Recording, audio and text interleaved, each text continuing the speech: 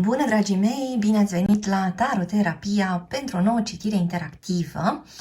Astăzi vorbim despre gânduri, sentimente, intenții, ce gândește, ce simte și ce intenții are în legătură cu tine persoana care te interesează. Vom avea două grupuri. Pentru grupul 1 folosim acest oracol și pentru grupul 2 folosim acest oracol Lenormand. Vă rog, ca de obicei, alegeți cu ajutorul intuiției voastre. Puteți găsi în aceste oracole și alte seturi de tarot, cursul de tarot intuitiv cu metoda taroterapia pe site-ul www.taroterapia.ro. Este o citire fără timp, este relevant momentul în care ascultați acest mesaj. Să începem! Grupul 1, sunt aici cu cei dintre voi care au ales acest oracol. Vom folosi de asemenea pentru citirea voastră tarotul runic.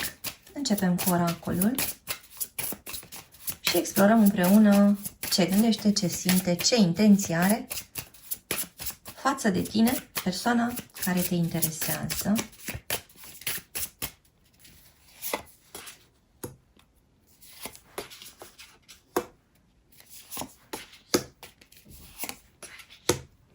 Și vorbim aici despre un cuplu cu intenții serioase sau un cuplu căsătorit care ar putea să plece într-o călătorie sau un cuplu care află despre niște intrigi, despre opoziția cuiva mai în vârstă, ceva este la suprafață, ceva este dezvăluit. Haideți să vedem în continuare.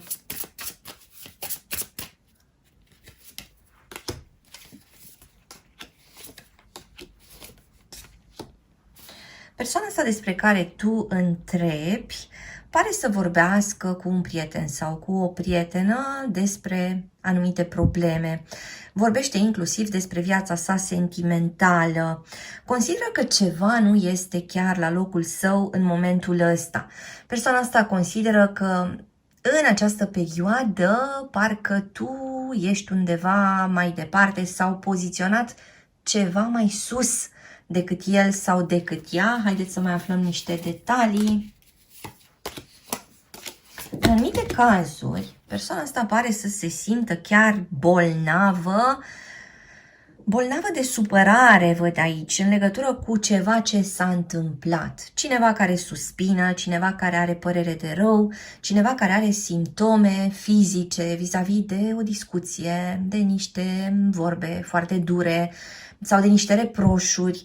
Vorbim aici despre o persoană căreia nu îi prinde deloc bine ceea ce se întâmplă acum în povestea voastră.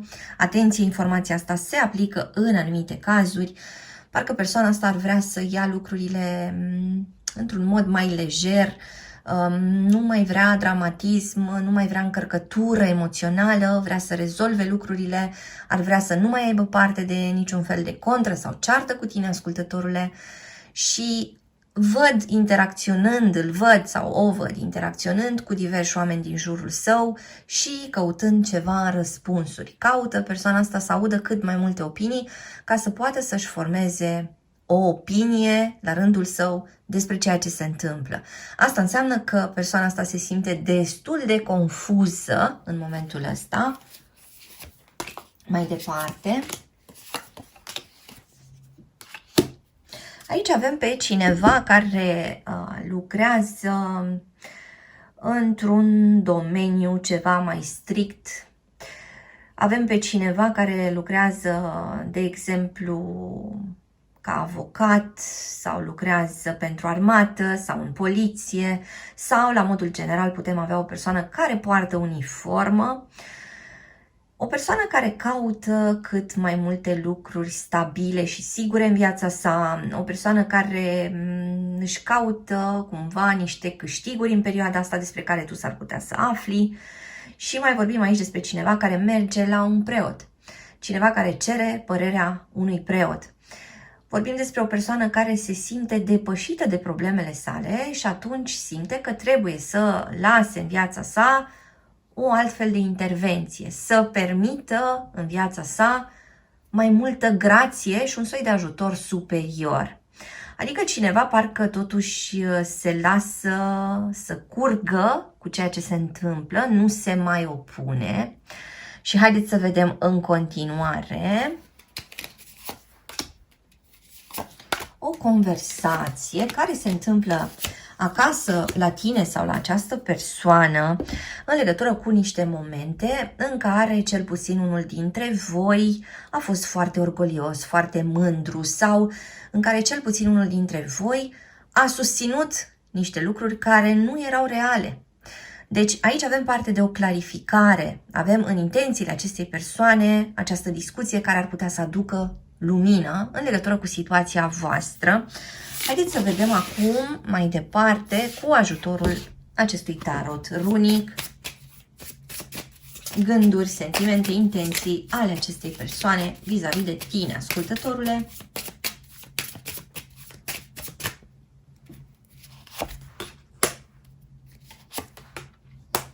Cineva care trece printr-o furtună. Cineva care se gândește dacă situația asta dintre voi doi este corectă sau nu. Cineva care pune în balanță lucrurile și care are nevoie de suport, de susținere, mai ales în plan emoțional. Persoana asta trece prin niște momente foarte turbulente. Avem aici energia aerului combinată cu energia focului. Am mai putea avea pe cineva din Scorpion. Există niște bătălii crâncene în interiorul acestei persoane. În acest moment, persoana asta consideră că a fost împinsă, exclusă sau expulzată pe nedrept din viața ta, ascultătorule. Și mă întreb cum rezonează cu voi până acum. Așadar, poate că ceea ce văzusem mai devreme, acele simptome fizice ale acestei persoane, au legătură cu toată această furie, da? Este o mânie extraordinară care însoțește această persoană. Are tot felul de gânduri într-o singură direcție. Oare ce s-a întâmplat între voi care să genereze o astfel de agitație în interiorul acestei persoane? Chiar vă rog să-mi spuneți în comentarii mai jos. Persoana asta caută să aducă lucrurile către centru, dar știe că deocamdată nu are prea mari șanse să reușească pe termen scurt. Adică persoana asta știe că ceea ce s-a întâmplat între voi este și o consecință firească pentru ceva, însă impactul este atât de mare încât a devenit insuportabil. Și pentru că acest impact a devenit insuportabil pentru el sau pentru ea, persoana asta nu reușește să stea locului, nu reușește să se adune, nu reușește să doarmă bine, nu reușește să mănânce bine, are parte de tot felul de mișcări extrem de dure în viața sa. Adică percepe situația dintre voi ca pe un șoc. Și își spune de asemenea că nu ar fi anticipat intensitatea a ceea ce se întâmplă acum. Persoana asta de fapt trece printr-o perioadă în care își adună o grămadă de lecții. Este o bună oportunitate pentru ca el sau ea să se trezească, să deschidă larg ochii în legătură cu ce a fost, în legătură cu ce este, în legătură cu ce ar putea fi schimbat, pentru ca lucrurile să nu se repete, pentru ca el sau ea să nu treacă din nou prin toată această zguduire. Are nevoie de o reașezare profundă și doare această reașezare profundă. Avem aici pe cineva din Scorpion, așa cum am spus mai devreme, cineva din Balanță, cineva din Berbec, Leu sau Săgetător. Haideți să vedem mai departe ce semne mai apar. Vă invit să ascultați până la capăt pentru că voi da detalii despre date de naștere inițiale și alte semne zodiacale.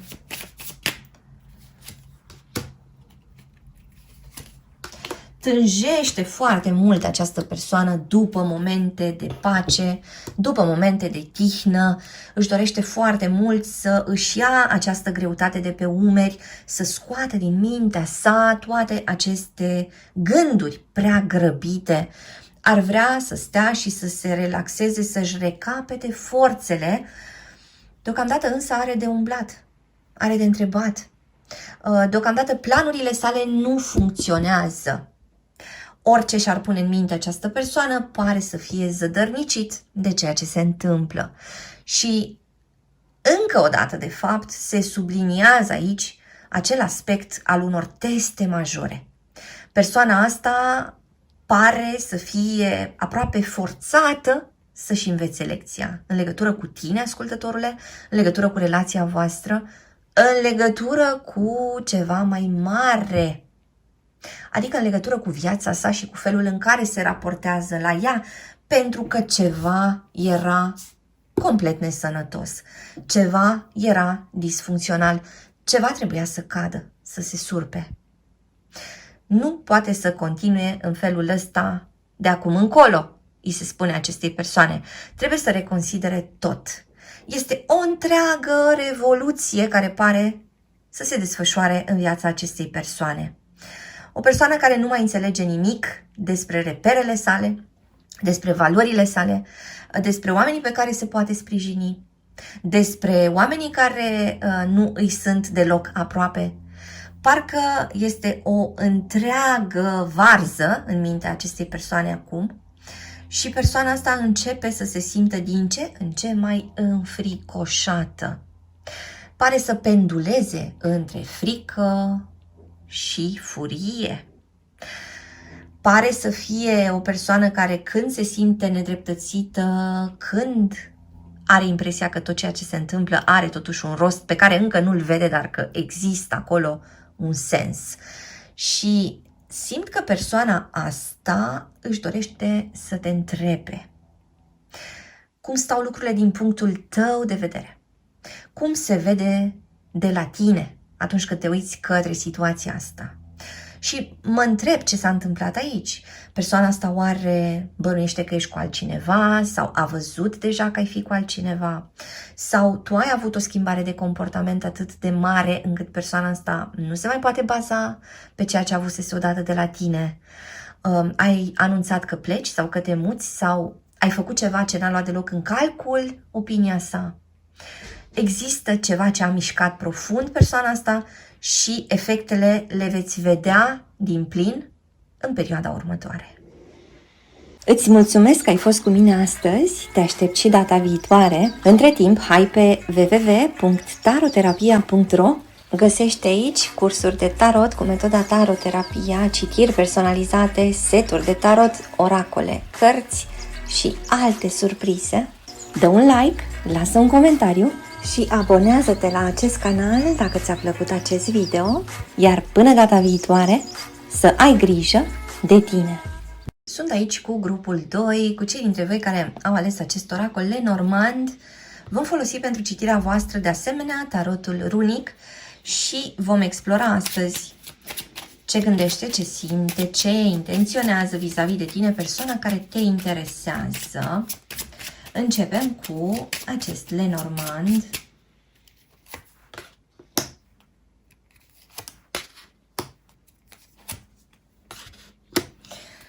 Aici avem o persoană care vrea să te ia sub lupă. Este o persoană care vrea să sape în adâncime și să afle niște lucruri importante despre tine, ascultătorule, lucruri care în momentul ăsta nu îi sunt la îndemână. Din cauza că persoana asta nu cunoaște prea multe detalii despre tine acum, simt că persoana asta este într-o stare de disconfort, este într-o stare de căutare continuă. Avem aici energia cuiva care se agită, iar agitația este cuvântul cheie pentru citirea de la grupul 1. Vă invit să o ascultați și pe aceea dacă nu ați făcut-o deja. Persoana asta simte că îi scapă ceva important. Persoana asta simte că e lăsată undeva într-un colț, uitată pe afară sau că nu îi se deschide ușa. Și caută, cercetează. Avem un soi de mini-spion în momentul ăsta, care întreabă în stânga și în dreapta, care caută pe paginile tale de socializare cineva care își folosește orice fel de ocazie pentru a aduna niște informații în legătură cu tine, ascultătorule. Mă întreb cum rezonează cu voi.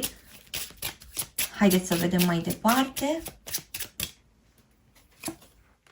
Gânduri, sentimente, intenții ale acestei persoane vis-a-vis de tine. Energia masculină trece prin niște momente foarte dificile. Energia masculină este într-o criză de gelozie în momentul ăsta. De asemenea, energia masculină, dacă nu ajunge la acele informații fără să te întrebe direct, va folosi o anumită ocazie pentru a-ți face o surpriză, pentru a intra în contact cu tine, pentru a-ți aduce ceva și pentru a auzi de la tine cum stau lucrurile. Dar persoana asta se întreabă dacă îi vei spune adevărul până la capăt. Persoana asta se întreabă ce anume din viața ta a putut să îți capteze interesul sau să-ți mute, de fapt, focusul de pe el sau de pe ea în altă parte. Haideți să vedem mai departe.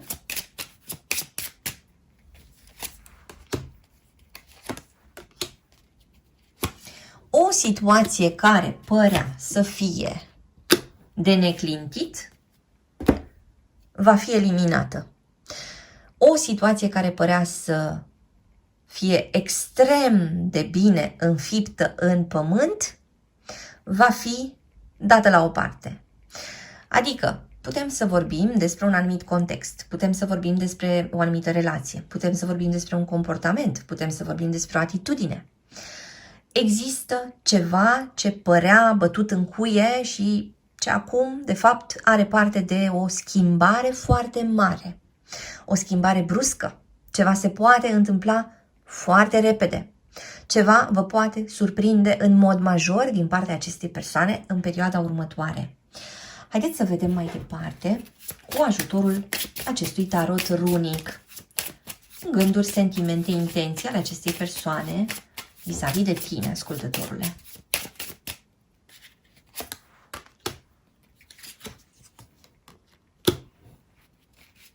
Un grup mare sau o petrecere care se întâmplă seara sau pe timpul nopții, o deplasare, o călătorie, ceva se închide, ceva se deschide. Suntem aici pe un prag și mă întreb către ce ați putea să pășiți în continuare. Haideți să vedem. Cineva n-a spus adevărul, dar acest adevăr se prezintă până la urmă în fața ochilor persoanei care îl caută.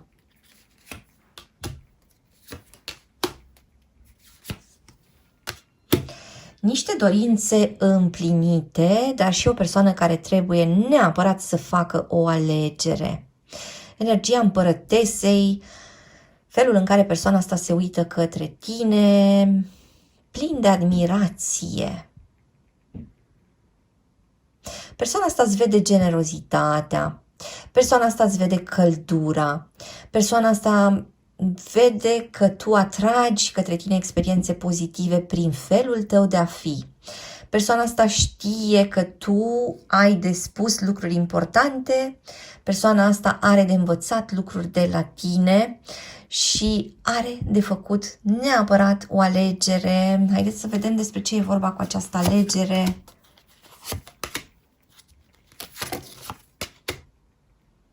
Iată și împăratul și împărăteasa, dar și temperanța.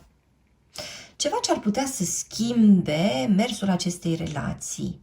Aici apar niște evenimente importante. Pentru unii dintre voi aceste evenimente importante sunt venite de undeva din altă țară sau dintr-un alt oraș.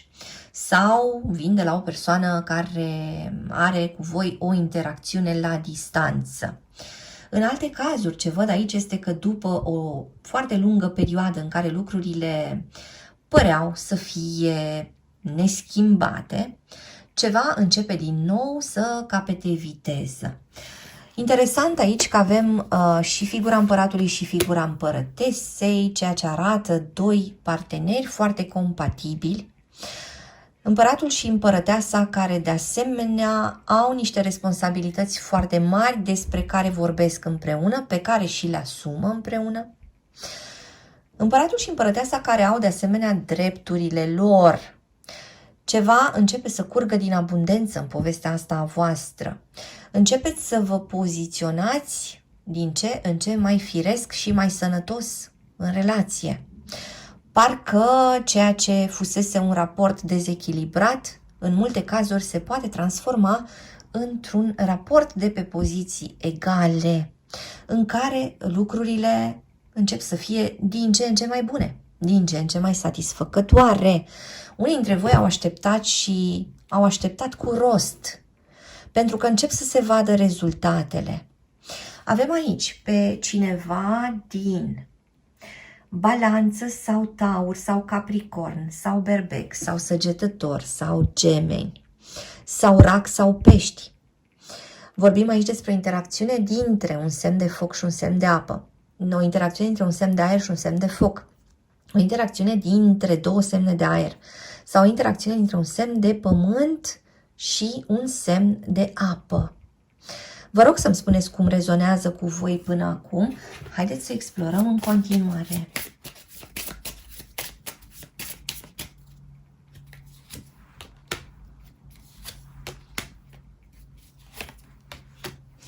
Gândurile acestei persoane sunt la tine cu foarte mult drag, cu foarte multă căldură. Persoana asta are o anumită imagine în mintea sa despre tine, care o emoționează foarte mult.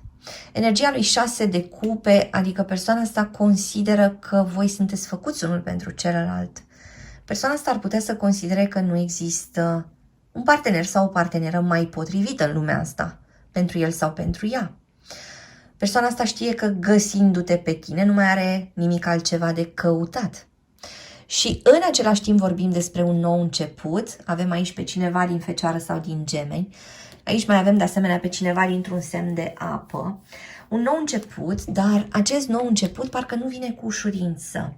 Parcă pentru acest nou început trebuie plătit un tribut. Trebuie dusă o anumită luptă. Ceva pare să fie foarte periculos. Ceva poate fi câștigat, dar nu fără efort. Asta este parte din ceea ce gândește această persoană și chiar vă rog să-mi spuneți cum se aplică ceea ce auziți aici pe situația voastră. Vorbim de asemenea despre un conflict care ar trebui rezolvat în următoarele săptămâni sau în următoarea lună sau în următoarele 2 luni. Ceva s-a acutizat și cere rezolvare.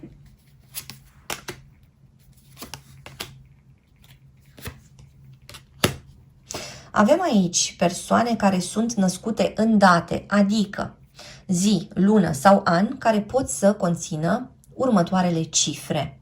9, 6, 3, 1, 4 sau 5. Persoana asta caută prezența ta, caută o anumită ocazie, caută să te invite undeva. Putem avea o ieșire, o invitație la o cafea, o invitație la un restaurant, o invitație la o petrecere, la un anumit eveniment. O foarte bună compatibilitate în perioada următoare, în planul discuțiilor, în plan mental, parcă se dezvoltă lucruri între tine și persoana asta. Persoana asta se grăbește să fie lângă tine.